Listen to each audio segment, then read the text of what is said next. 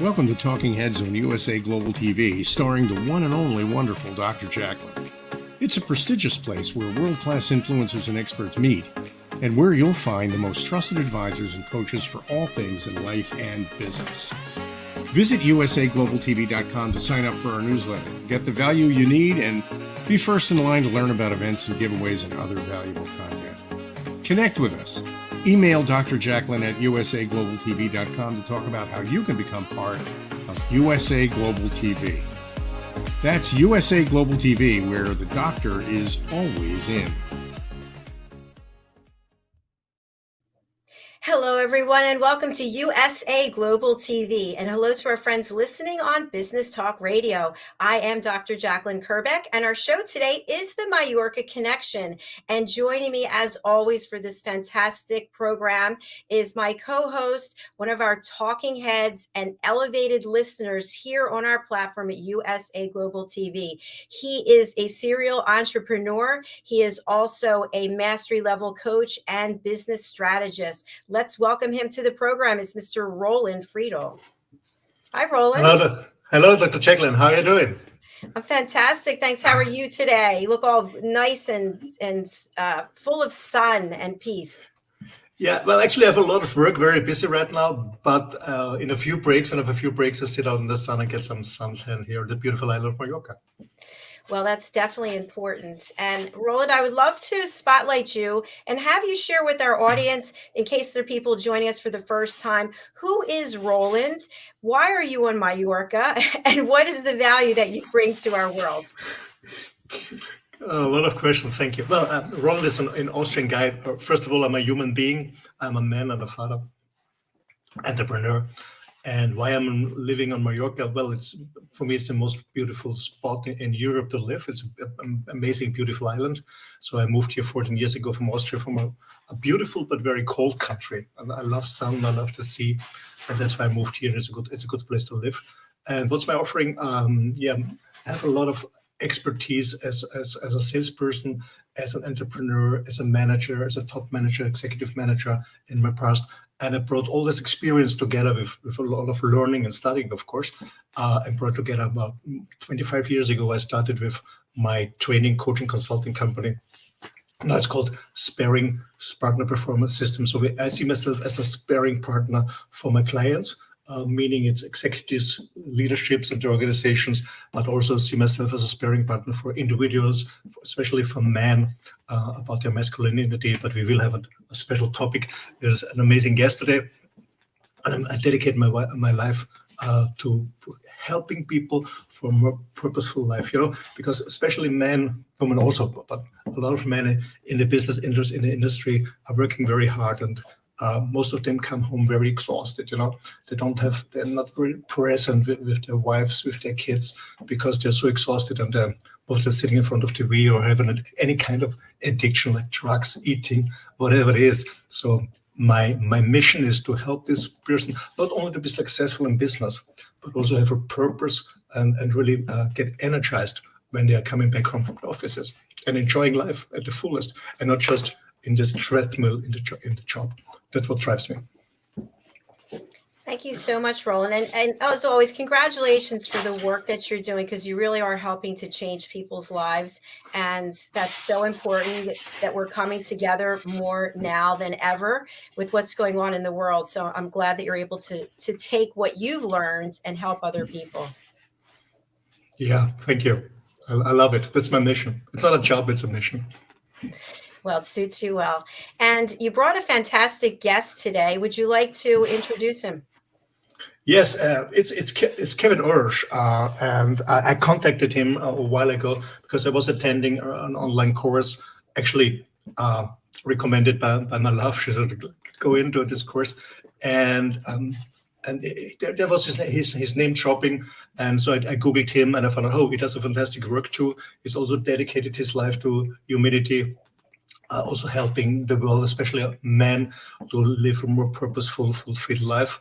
And I contacted Kevin. We had a nice conversation, and he told me that one of the chords of his book is living in Vienna. So he made a nice contact to Daniel, had an amazing conversation in Vienna with Daniel. He gave me the book, and so I said, okay, come on this show, and please share your wisdom and your amazing knowledge you have. And that's why I invited him. And who is Kevin? Kevin is an entrepreneur also, but he's a performance philosopher. So an interesting question for him, I have what he exactly meaning by a performance philosopher. And he's a student of humanities, MITS. And he's very, very driven by offering his voice and presence to improve the lives of people all over the world. He has an amazing podcast. I guess he will talk about it. And hopefully we'll also talk about his book he launched together with Cadell Last and Daniel Dick. So bring him on the show. Fantastic. I can't wait to hear what a performance philosopher is either. Let's welcome to the show, Kevin. Hello, Hi, Jacalyn, Roland. Great to be here. Hi, brother. I love the story of how you guys connected. I think it's just so interesting when I think of how I met you, Roland. Now I'm meeting you, Kevin, through Roland. I love it. It's like we have to just keep encouraging people to reach out and expand their network, because some people are just shrinking, staying inside and living in fear. But Kevin, I know that's not what you're doing. So tell us more about your work. Yeah, I was very grateful to meet Roland and some of the leaders in the European men's movement. As Roland mentioned, I have a book, Sex, Masculinity God, which is a trialogue series with Cadell Last and Daniel Dick. And yeah, being a part of Manifesto and the European men's movement last year, I made a lot of these connections. And I really think that men's work specifically, recreating rites of passage for boys, men, and professionals around the world, and then bringing that home to the feminine, to their partners, to their business, is one of the key things that I think a lot of people are waking up to, among many other things, since 2020. Absolutely. Kevin, can you tell our audience a little bit about your background before you started all this amazing work you're doing? Yeah, I mean, I'm born and raised in Texas in the US, and was originally going, this is how I found Cadell actually. I was going to apply for PhD programs in psychology. I was studying psychology and philosophy, thought I wanted to go into academia. I basically had a huge awakening through betrayal and pain and injury and a lot of different factors that led me to kind of open up to spirituality and Eastern mysticism, and also plant medicine, yoga, and martial arts, which kind of led me on this hero's journey where I moved to California. I studied at a university there and worked there, and then eventually started backpacking the world after reading Tim Ferriss's The 4-Hour Work Week, which changed my life. Built a website, started writing a blog all over Southeast Asia, and completed my yoga teacher training there, and studied with an Osho sannyasin as well, which kind of launched me into teaching yoga and personal training in Los Angeles. But then that quickly led into authentic relating, men's work, and teaching workshops and retreats and coaching for mainly entrepreneurs and visionaries who want to really up-level their relationships, align in their business, and unlock their speaking voice. And so some of this kind of was a thread I followed into men's work and going through a lot of trainings where I realized this is a whole universe of work that is extremely in need on the planet, and also something that I kind of found me. I never set out to do it, but I'm very happy to be on the scene now. Yeah, cool. I guess both Jacalyn and I are very keen to know, what is a performance philosopher? I love this term, terminology. Yeah, it's actually one of my heroes, Timothy Leary, who kind of sparked some of the psychedelic renaissance in the US in the 60s. He had a quote, which I think he pulled actually from Marshall McLuhan, but it's basically, in the 20th century, you don't talk about your philosophy, you embody it. So for me, I am a performer also. I do hip hop and freestyle rap and spoken word poetry, and I also am a stand-up and improv comedian. So I feel like a performance philosopher is someone who embodies and enacts their philosophy. It's not just talking heads or words, although I also do that. So it's more emotional when you talk through your body, you talk through your performance. That's right. And your philosophy is lived. So the philosophy, everyone has their own. There's obviously lots floating around in the world, but to me, the value of philosophy is when it's enacted and lived and actually leads to the good, the true, and the beautiful. Absolutely. I did a training together with a friend of mine in Germany, and he was a top manager on Amazon. Then he quit, and he went to New Zealand, and he did this training with the Maoris, the Hakuna dance or something they call it. And we did a training together for managers. I brought him in for half a day, because all the managers, actually, they're quite cool in a group, but when you talk to them 2 by 2, that they're a little bit empty, they're not really feeling good. And he started to dance with them, and then they open up and open up and open up. It was really cool to see how emotions, how men come into their emotions and feel their emotion when they start moving. Absolutely. That's right. embodiment is key, because we have a lot of men living in their heads, right? Including myself in the past, and just acting from a mental paradigm of win-lose, of dominant submission, of profit over everything, right? And so the emotional intelligence and emotional health is the most key thing I believe we need to work on as a species, but also for the man. Yeah, that brings me to the next question, Kevin. I'm a man too, and I'm facing challenges too. And actually, the last 4 years, actually, with my new relationship, I started learning a little bit. I say a little bit more about myself and my emotion, because it's, you know, when you're 50 years so in your head, and you have this black shield around you to protect yourself from former traumas or whatever it is. I was in the same situation. What do you think? What challenging do men really have in our society, and why? What's happening to the manhood, to the brotherhood?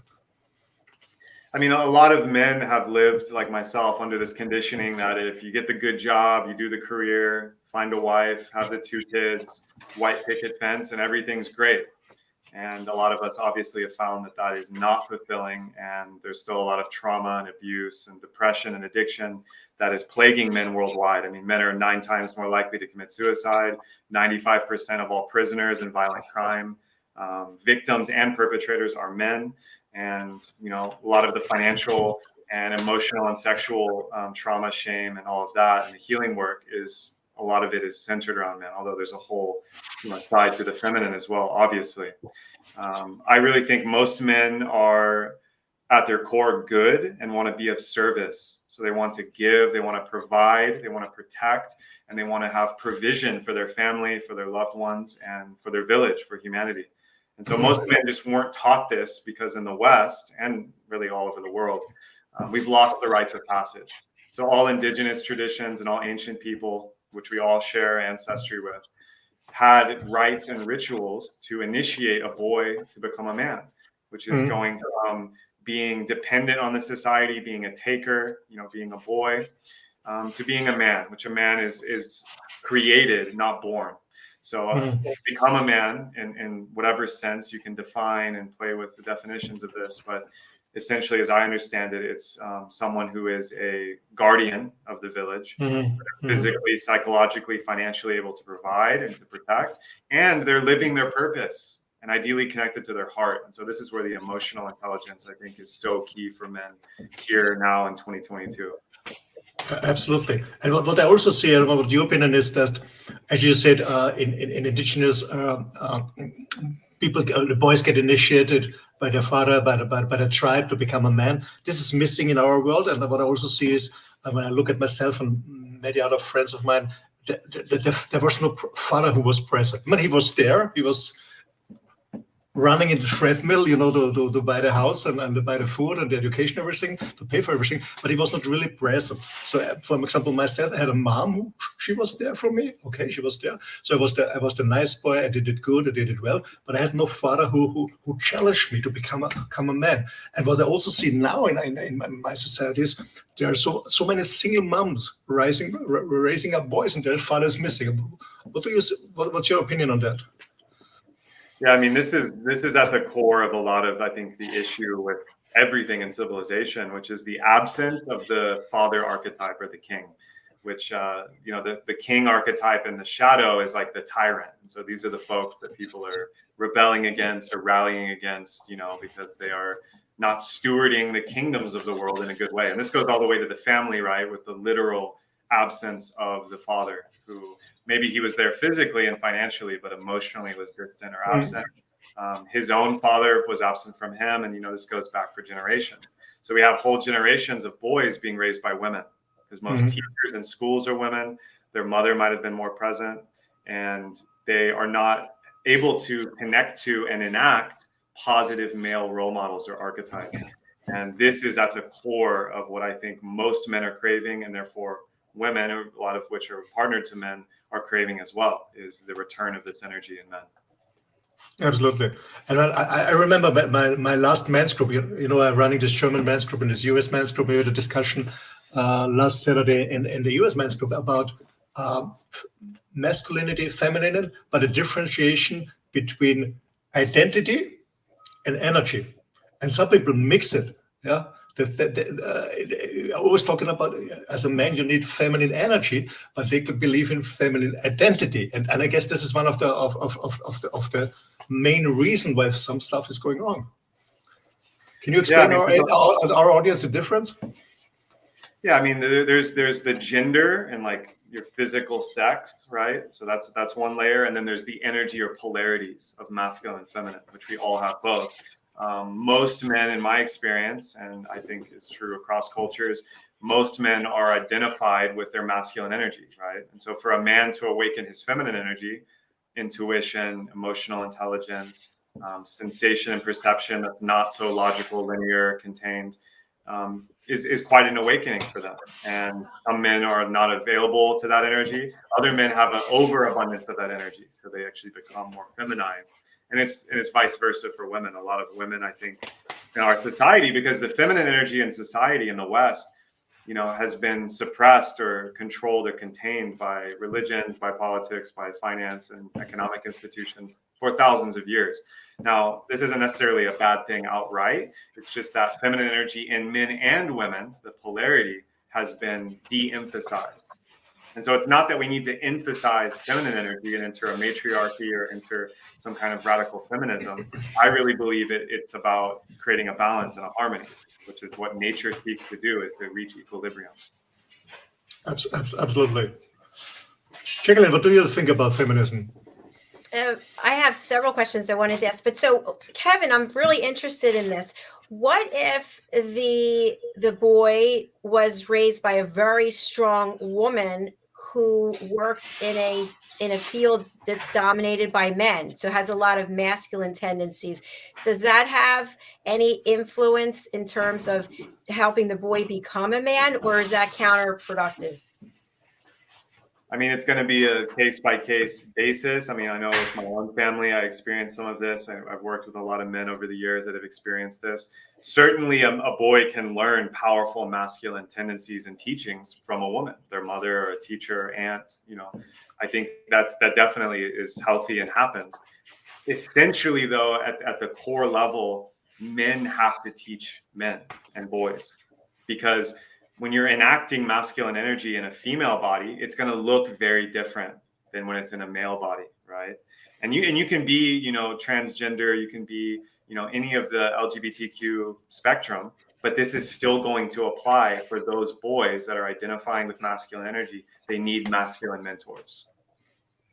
Thank you. That makes a lot of sense. And I just wanted to congratulate you. In the beginning of the show, you talked about your own journey, and you talked about betrayal and finding spirituality. And I'm wondering, in your experience, what role does connecting with a higher being, such as God or whomever, whatever, what role does that play in helping a boy, a man, become centered with masculinity, or embracing even? Yeah, I mean, I think it's at the center. It's at a core level of a man's realization in life, and a woman. There's just differences for a man and woman. For example, many cultures, Father Sky, Creator God is the masculine principle. And so it's the divine principle of the father archetype. God is the kind of ultimate father imago in the West. Whereas the earth, Mother Earth, Gaia Pachamama, is the feminine archetype. Also a goddess, but it's just different. And so for a man to connect to the father energy, to become his best version of himself, he's going to have to connect to a higher power or purpose. And this is irrespective of dogma, religion, philosophy. I mean, you can choose whatever path. Essentially, I really believe they all lead up the same mountain, and a higher power, something outside yourself, something greater that connects you to the best of us, the best angels of our nature, as Jamie Wheel would say, the good, the true, the beautiful, our reciprocity, our giving aspects, that has to enter a spiritual dimension. Because we've seen what happens when technology, materialism, and the opposite of that is not serving us anymore, where we deny the spiritual dimension and focus on the material. Because this is what leaves a lot of men addicted, depressed, traumatized, abusive, because something outside themselves is not guiding them. Yes, thank you so much. Would you say, just as a follow-up question, that this is moving from what I've been taught is a 3D world or a capitalistic world into more of a 5D, which is leading with your heart. Yeah, I mean, I think that there's definitely a mythos there that I really enjoy. You could think about the 4D as time itself. So the fourth dimensional awareness is learning to master time. In this kind of mythology, the fifth dimensional awareness is an awareness of all beings inside yourself and with the world. And that means the masculine and the feminine. That means the higher and the lower. That means the within and without. So I certainly think that the world we want to see, the institutions and the civilization we all want to see, as Charles Eisenstein describes, the more beautiful world our hearts know is possible, is something like this, where, you know, positive sum games are being played, where there is reciprocity, there's altruism and compassion and human values placed at the center, not corporate values, not religious values or dogmatic values. I love that answer. Thank you. Thank you, Kevin. Kevin, I want to talk a little bit about the book that you published together with Cadell last and Daniel. And by the way, thank you so much for connecting Daniel and myself. Really good conversation. And my love met him last week in Vienna, and she brought me the book of you guys. I started with the last chapter, Love and Death. I don't know why. I started with the last chapter. I don't know. I was always, when I see a book, I start with the last page and then I go there and I don't know why. I started with Love and Death. And this book is called Sex, Masculinity and God, the Trilogy. And I absolutely loved how you write this book. You know, three men discussing a topic from different angles and perspectives. I loved it. What I want to emphasize is that the trilogy is first and foremost an open exploration of the unknown and the forbidden. Can you explain a little bit our audience about the unknown and the forbidden?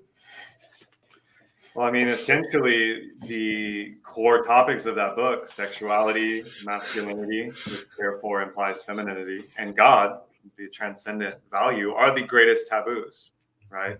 The taboos in a culture are protected or forbidden places where it's risque to look, or perhaps they're contained behind walls of teachings or priesthoods or whatever. And so the most important conversations from one perspective we could be having are around sexuality, are around the nature of God and the divine, and around our own identities and beings as men and women, as masculine and feminine. So that was kind of one of the core values that Daniel, Cadell, and I share, coming from very different academic backgrounds and very different religious and, you know, professional backgrounds. That's kind of where we met. Excellent. Most people are not really aware that masculinity or sexuality was oppressed over hundreds and thousands of years, because we're living now in a century and everything is normal, you know, because you see everything in the news, you see how your friends behave or the neighbors behave, so it's normal. But most people have no idea how mankind was living freely years and years and years before. Can you talk a little bit about what happened in the past and why some powerful people oppressed, the church or government or whatever you want to call it, oppress sexuality, and what the impact is on society today? Well, it's really hard to describe what happened or why, because we don't know. I certainly don't know, and I don't really believe anyone who claims they do, because, you know, history, his story, was written by victors and people who had an agenda, of course, but we don't really know what happened. I mean, conceivably, there's this idea of a partnership society or even a matriarchy in the distant past, where, you know, whether it's paganism in Europe or it's the ancient, like, pre-Aryan cultures and the Vedic cultures in India or the Taoist, you know, there's something of a nature-based partnership society where the feminine was also placed on the pedestal or placed on the place of worship, right? Because what's interesting about most religions now is that just the masculine is venerated or placed in the emphasized role. I mean, even in Genesis in the Bible, which is, you know, described in most of our Western world, in the Christian tradition, God doesn't have a sister, he doesn't have a mother, he doesn't even have a consort or a wife or a daughter. It's very masculine viewpointed. Now, why this was done, who knows? Some people think it happened when we transitioned from hunter-gatherers, nomadic tribes, to walled cities, lines of patriarchy, agriculture. Sex at Dawn, I think, is a good book that explores this, sexuality. Sexuality, I believe, was repressed or oppressed because it could not be controlled. And so I think a lot of these priesthoods which are in cahoots with the politicians, of course. They can't control female sexuality. They're either frightened by it, or because of evolutionary biology, which is something I was fascinated by, they can't control paternity. So if you want to pass on your accumulated and stored wealth, you need to understand who your sons are. And so this is where some of that, shaming and the prostitute culture and the loss of sacred sexuality, or the temples, where in ancient times sexuality was actually a healing path or a path of spiritual realization. Well, actually, when you're a sexual free person without any shame and feeling guilt, and you're a free person, then you're a dangerous person. That's right. Yeah, and I think that's one of the reasons why it has been oppressed thousands or hundreds of years ago, to have more control about people in society. I think that's very accurate. I know you're running workshops and helping men coming back in their masculinity, experience their sexuality, I would say totally differently. What is your experience? What happened to this man? What is the feedback you're getting? Yeah, I mean, most men out there, the vast majority I've worked with, are on the pole of being a people pleaser, being a pushover, being a nice guy, and feeling not powerful. They're not in touch with their fight or fuck or claim energy, right? And this can show up in their finances, their careers, can show up in their relationships in the bedroom. And so most men are good at their core, but they somehow need permission, which ultimately they give it to themselves. But they might go through these rites of passage, these workshops, the mentorship, etc., to understand that it's healthy and okay to express masculine energy. And obviously the women in their lives are craving this. Obviously their clients, their customers, their colleagues are looking for this because they want the masculine leadership and assertion, which in the shadow, when it's contained and shamed and blamed, it becomes that violence or aggression. And so this is actually a pathway to both heal men, to move through their anger, to move through their shame, their guilt.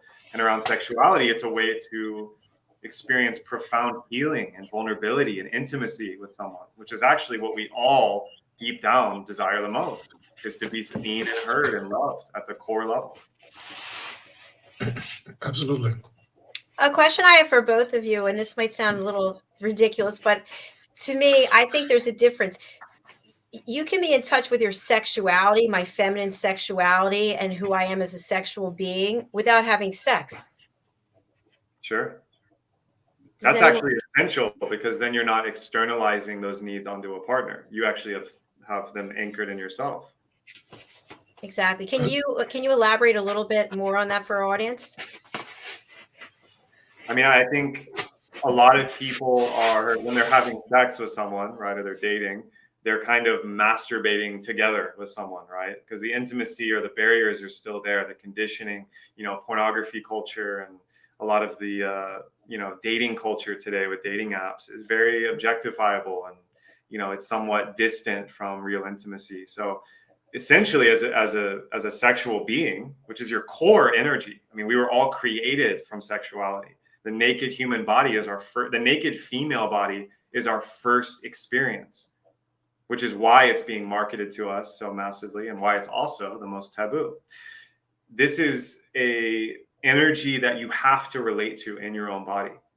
And whether there's been trauma in your life or shame or guilt around your sexuality or, whatever it is, whether it's physical, emotional, psychological, when you tap into this, you have to do it for yourself. You have to actually come to a place where you can experience pleasure and acceptance of your physical body for yourself, by yourself. Because then what that allows you to do is when you're with a partner, you can communicate what you like, what you don't like, your preferences. You can communicate your true feelings. Now, a lot of people are in relationships where not only do they not really know their partner, even though they're making love, they don't actually know themselves and what they actually like or don't like. And so I think it's a prerequisite that you actually, become sexually empowered in yourself, in your own body. And then ideally you meet someone else who's also done that. And thank you so much for that. I totally agree with that. I think it gives you this sense of confidence and also inner peace, because if you don't know yourself, how could you expect someone else to know? If you don't know what you like, how can you expect someone else to? That's right. Roland, anything you want to add to that? Oh, to be honest, I'm just listening and learning too, because I'm also struggling with myself, with my own sexuality, because I always was depending on a partner because of my traumas in the past. I always had problems with my own sexuality, meaning having fun with myself and stuff like that. I was always denying that. And so my pleasure was always coming from outside. In my new relationship, I have to learn that I have to start with myself first. So I'm still a student at a beginner's level. It's a To be fun very course to honest. take, so there's no you don't have to rush through it. Well, but I hope that the outcome is fun. But to be honest, it's a heavy journey. You really have to be brave, and you need some balls to face this. That's my experience. What do you think, Kevin? Yeah, I mean, I'm definitely a student as well. That's why I even got into this work and found Tantra and found Qigong and yoga, sexual yoga, because I wasn't satisfied. I was very ashamed of my sexuality, or I couldn't express it. And also, as a lot of men struggle with, premature ejaculation or erectile dysfunction or some kind of fetishism or fantasy ideation, that a lot of it's been created through porn. And to actually be with a woman and be with your own feelings and desires and claim them can be very confronting. And so this is a lifelong journey we're all on, because, even with the practice of male circumcision, there's so much trauma and conditioning that the culture gives to you from the gate, from being an infant, from being a boy, from being a young girl. There's all this stuff heaped on. And so really it's an unlearning. It's all unlearning, because I truly believe in erotic innocence. Yeah. Our erotic nature is an innocent, sacred, beautiful, God-given thing. Not only is there nothing wrong with it, it's the most natural.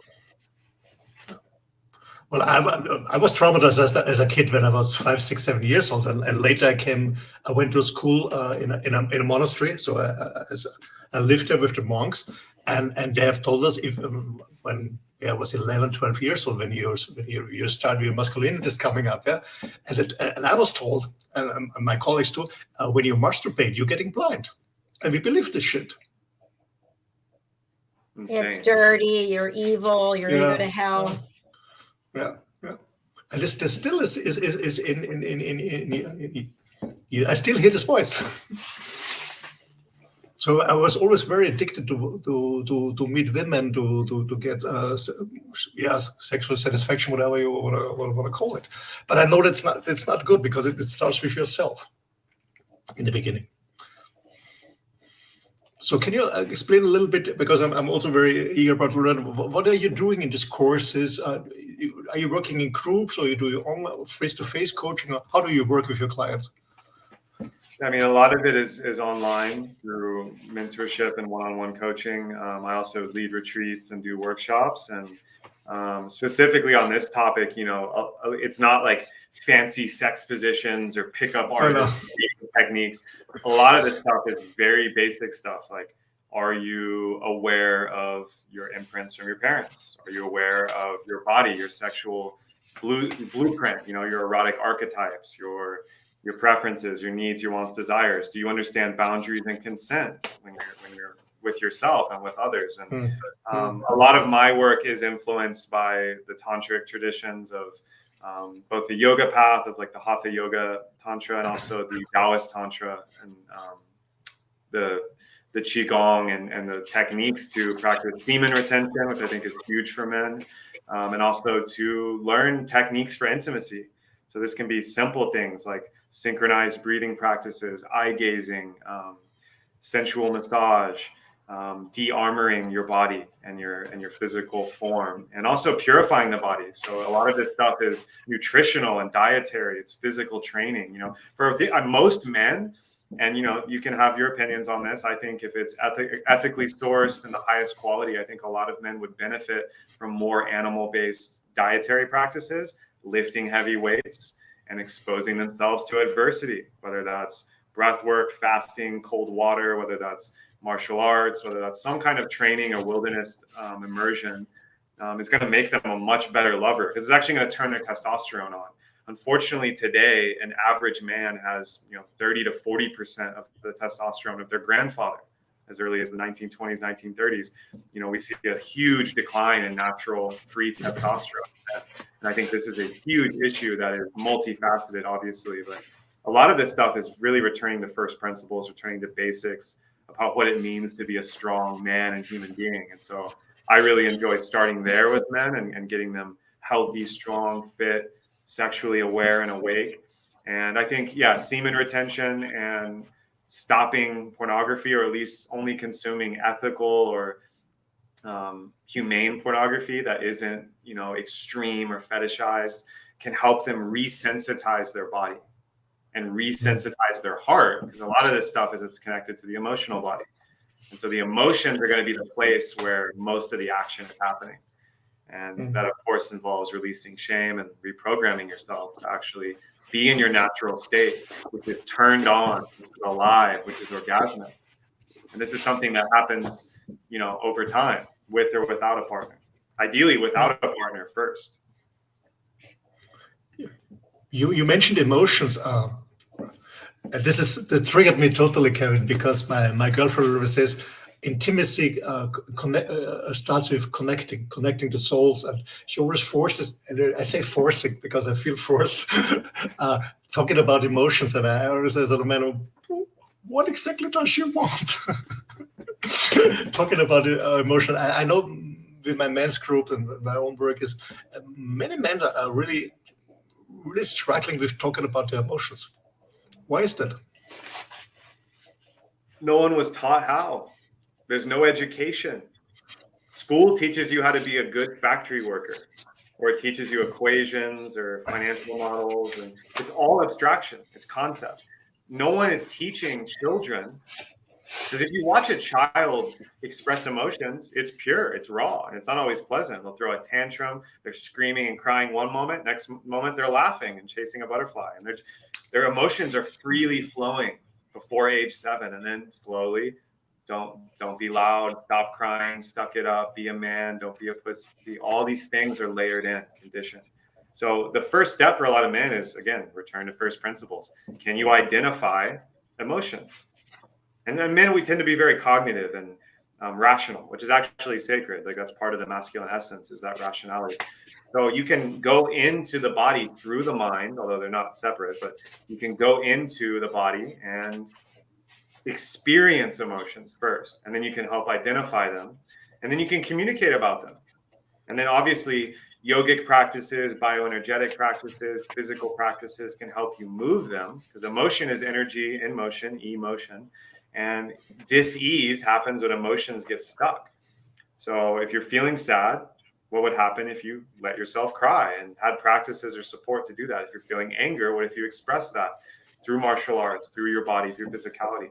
If you're feeling happy, can you express joy and ecstasis instead of holding on to it or stopping the flow? And so a lot of women are saying this because they actually want to feel their man's aliveness. They want to feel his energy and his libido and his explosive energy. They actually are craving that. And if they can't get that in a positive, connected, intimate way, they'll get it in a shadow way, right? And this is where the classic dynamics of the nagging wife, the angry girlfriend, and all these things really play out. I can absolutely relate to it, because my former marriages twice, they always been very nice and very harmony. It was very nice, and then I met my girlfriend. She's very explosive. She's screaming at me, shouting at me, and I was at the beginning I was shocked. But what I learned is it has nothing to do with me. It's just emotion is coming out, and when it's coming out, it's gone, and then it's good.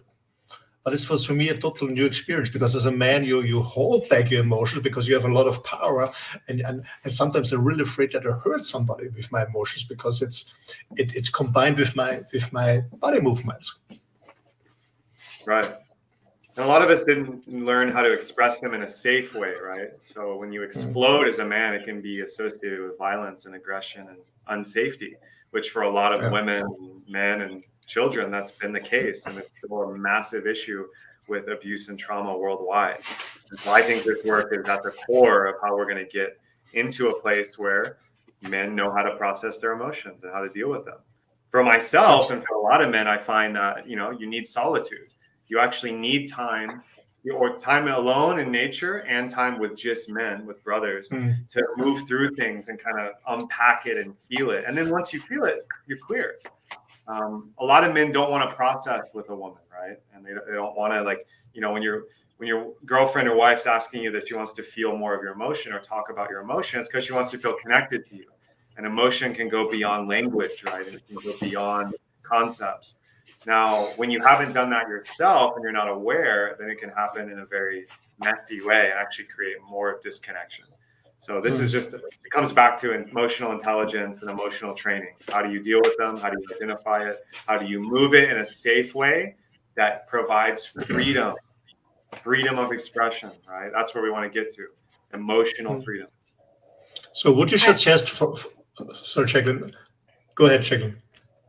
Oh, thank you. I was going to say, yes, I have experienced a lot of what you shared, Kevin, in that it's either one way or another. A guy wants to share his emotions, but then I feel like I'm a therapist or a coach because it goes beyond. It's kind of like, listen, you got some work to do. You have any friends you can call? You can discuss this with, or the opposite.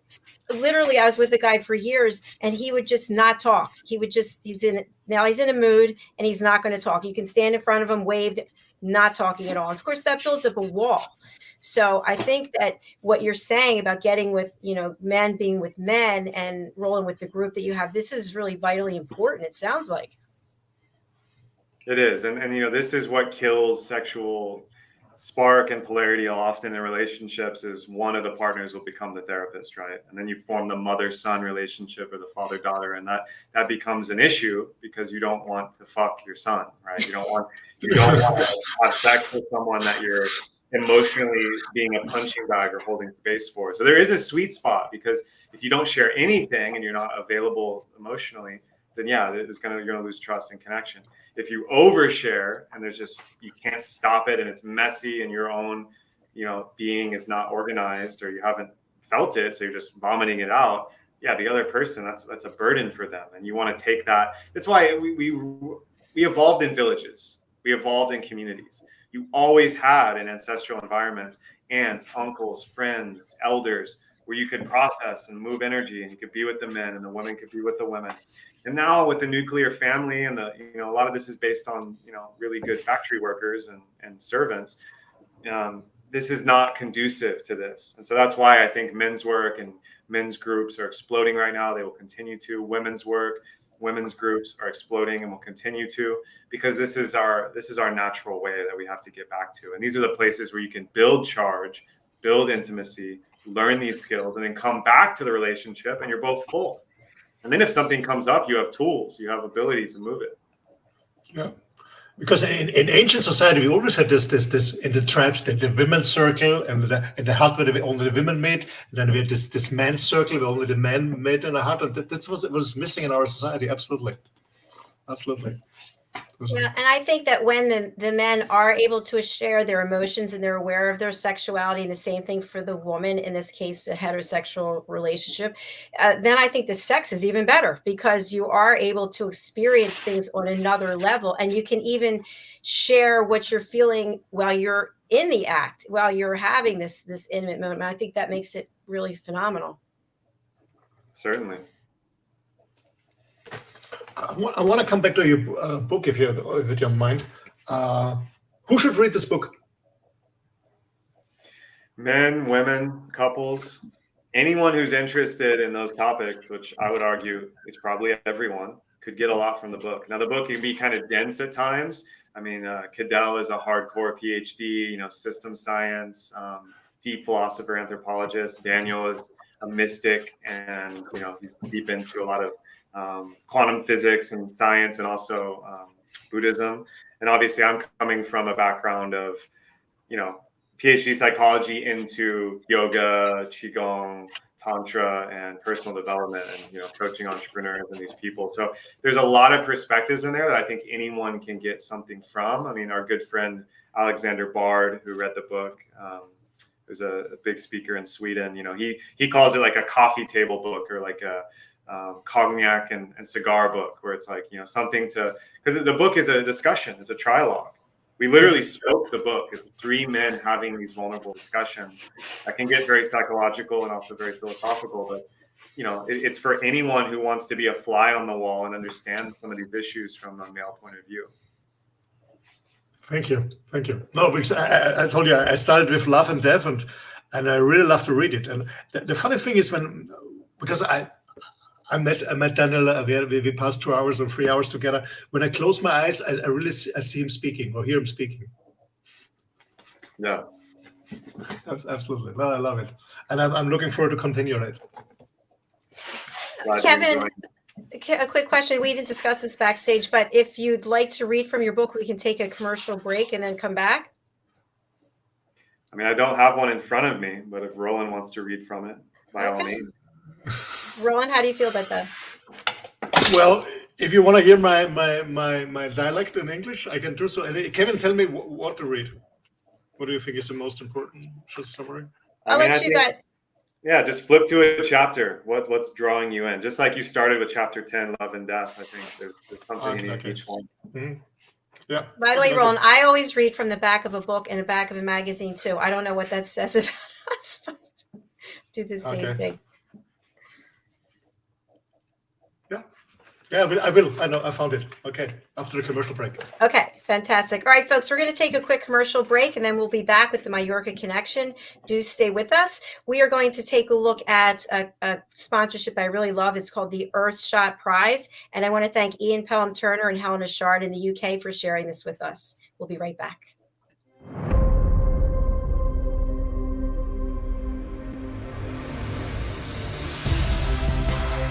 Ours is a world of wonder. Every day it reminds us of its beauty. It touches us, teaches us, and astounds us.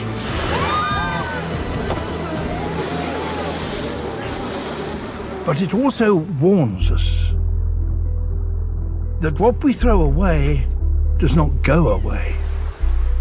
That higher temperatures mean a lot more than longer summers. That we can no longer take life as we know it for granted.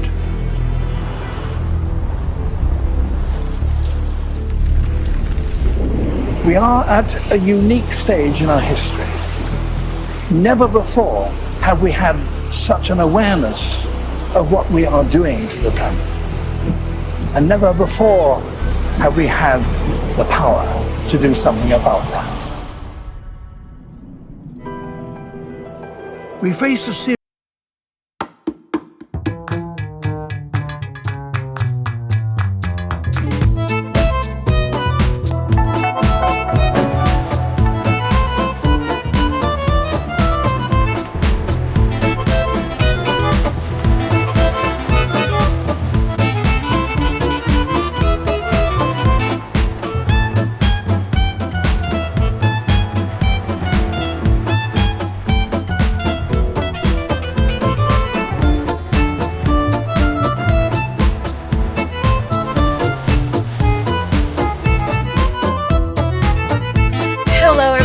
welcome back to USA Global TV and Business Talk Radio. Our show today is the Mallorca Connection, and I am joined by Roland and Kevin. We're having quite a conversation. Before the break, we discussed the fact that Roland is going to read from Kevin's book. So, Roland, over to you. Yeah, thank you. I will start. Sorry for my English, but I chose chapter 10 because I started with the chapter when I got this book from Daniel, and the chapter is called Love and Death.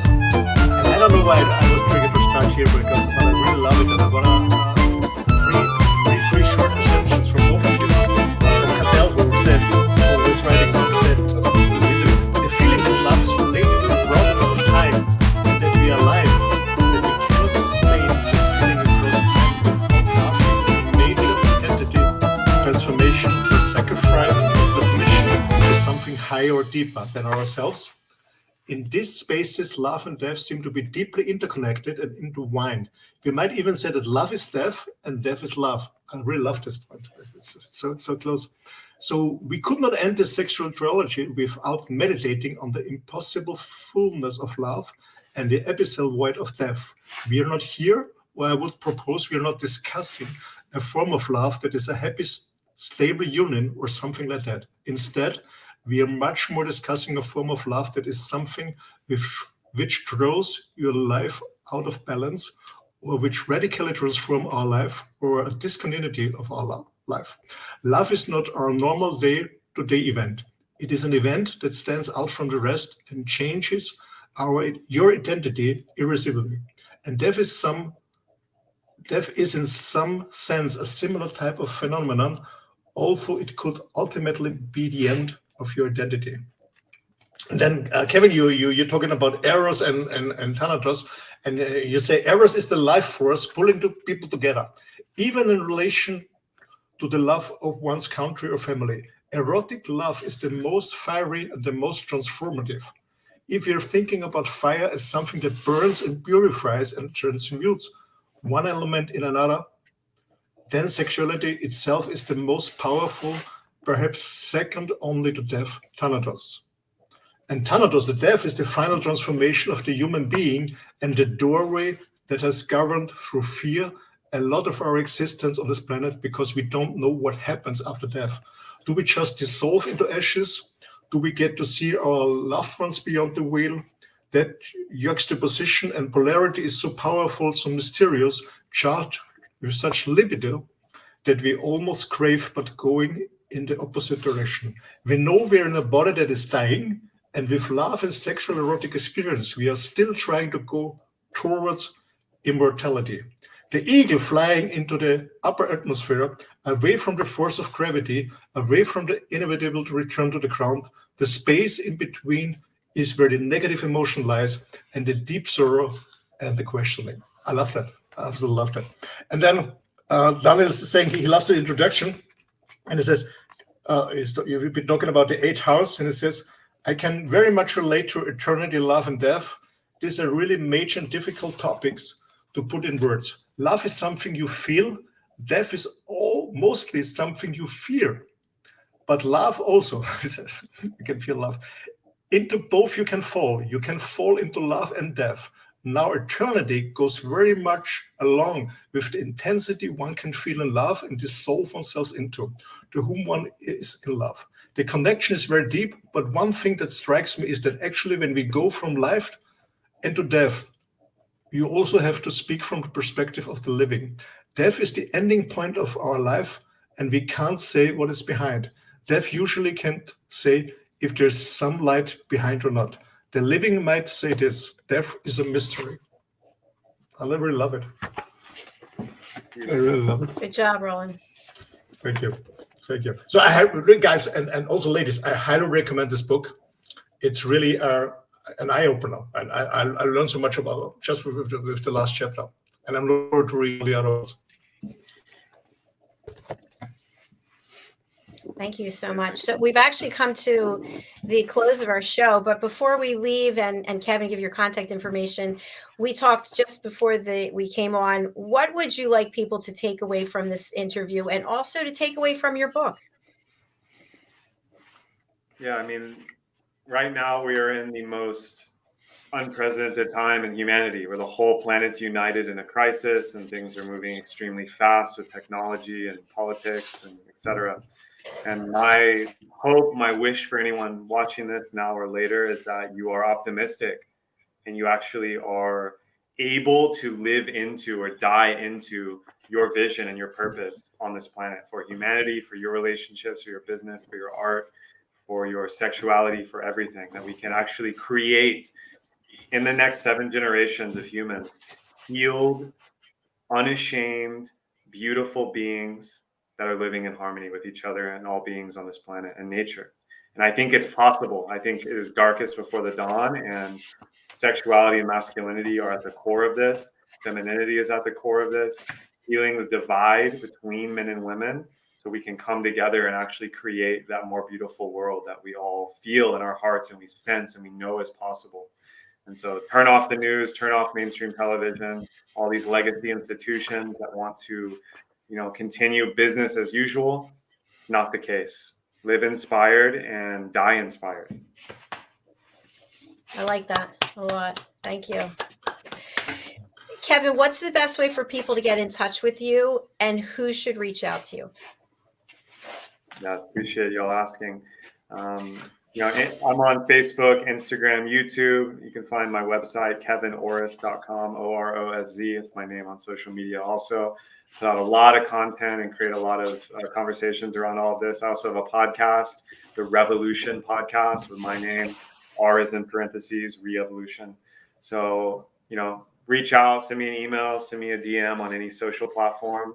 And, right now I'm really looking to work with clientele that are leaders. So I want to work with people that are in corporate positions, entrepreneurs, teachers and educators around sexuality, around business, around conscious sales and marketing, living aligned and pro-planet, pro-game B archetypes, which means positive sum games. It doesn't have to be win-lose. The old corporate models, the old business models, the dating models, they're not serving us anymore. So if you're a man or a woman, I work with both. I also work with couples. If this is something you want to dive into and really explore and up-level on a deep metaphysical but also very practical way, these are the people I want to work with most. Thank you so much for sharing that and for knowing exactly who it is you want to work with. That's fantastic. It's been a pleasure having you here, and I hope you come back and see us again. Thank you so much, Jacalyn, Roland. Really appreciate you all. Thank you, brother. Thank you for your time and your sharing your wisdom. Thank you so much. I appreciate it. Thank you. We'll see you again soon. Ciao for now. Bye, Kevin. Ciao. Bye, Kevin. That was really a fascinating interview. Thank you so much for bringing him to the platform. Yeah, thank you for this opportunity, and thank you for giving us this opportunity on your amazing platform. And I have goosebumps really, because I have so much hope for myself, for my relationship, and for all the mankind, that there is a transformation going on, and such people with Kevin who support men, couple, women. It's just an amazing work history. So I have a lot of hope that we go in the right direction. And I really want to support you and your authenticity today and sharing a little bit about your background for our audience. I think that takes courage as well. So kudos to you, Roland. Sorry, can you repeat that? Yeah, no, I said that I appreciate your authenticity today and sharing a little bit about your backstory. And that takes courage to do that. So thank you for sharing.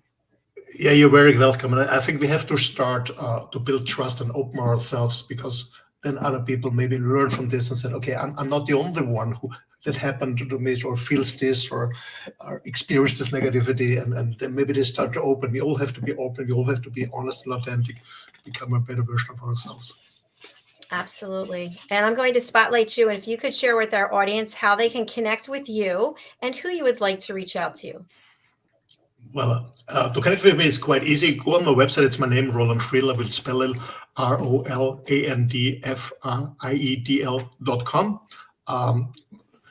See my website. You can contact me, and from my website you will link to different pages depending what's your background, where you want to go. So I love to support leaders and their organizations to become a better versions of themselves. And as I said in the beginning of the show, it's not only about performance, about higher, longer, better jumping. It's also about being a more purposeful and fulfilled leader, meaning coming back home and having time and being energized, and you can use this energy to be really present with your beloved ones at home, and also be present with your staff in your community, wherever you're going. So that's what drives me. And I also love to coach people, support them on the way. And the last thing is Sparing for Men. I really emphasize on that. So there's a group of men we meet online with an English-speaking US group. We meet every first and third Saturday. We will find the information on the website. And we have a German-speaking group, and soon we have a Spanish-speaking group. It's just an intimate online, small groups online, where we, in a lovely, safe environment, we men share our thoughts, our emotions, our fears, our anxieties, and learn from each other how to become a better version of ourselves, how to become a better man, a better husband, a better boss, a better father, whatever. So join me on RolandFriedl.com. I'm very happy to get in contact with you. Thank you. Thank you, Roland. It's a pleasure seeing you, and I look forward to catching up with you later this week. I just want to let everyone know that Roland has given me some incredible business strategy and business coaching. He really knows what he's talking about, so please do reach out to him. You're welcome. Thank you so much. Thank you. We'll see you again soon. See you soon. Bye. Bye. Thank you.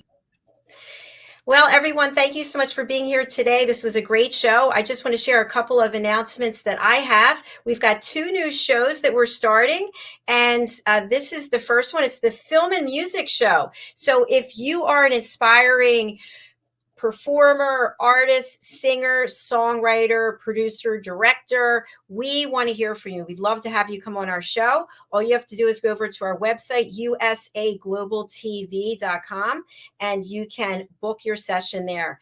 Our next show is Adversity to Awesome. And for those of you who've been with me since the beginning of the platform, this is what used to be Stories of Hope, Inspiration, and Overcoming Adversity. This was my first show. And this is actually my book cover for my second book, which is coming out in April. So if you have a story to share of some adversity that you've gone through in your life, and now you're just out there, you're so awesome and just spreading joy and love in the world, whatever that means to you, please do come and see us and be on the show. The last thing I just want to share is that for my personal business, I am also a certified life and career coach. I'm a certified meditation teacher and a certified yoga instructor. And I'm also the listening mentor. So I teach people how to listen authentically. This is one of the things that really motivates me in life, is that we all have inner peace. And to have inner peace to me means you need to know how to listen effectively to the other person. So we have our Power of Listening courses. Some of them I team up with Madeline Chan. She's an international award-winning singer-songwriter, and she's also my vocal coach. And so these are courses that you can find on my personal website, drjacalyn.com, and you can book your session there to join us. And I would love to see you learning how to listen and watch how your relationships are better, your connections are deeper, and the conversations are more authentic. All right, last message is, I just want you to all know that you just have to show up and put yourself out there. As Roland knows, I told him I have a major eczema outbreak all over my face, my neck, everywhere. And I thought, I am just going to show up. And I challenge you to do the same thing. Whatever life throws at you, whatever you see in the mirror, put it aside and walk through that door, because you never know. If I wasn't here on the show today, I would have missed meeting Kevin. Roland could have done the show without me, but I'm so glad that I was here to do it. So I encourage you to just move forward and take the next step, because it'll be really worthwhile. All right. Thanks for being here. I'll see you again tomorrow. Take care.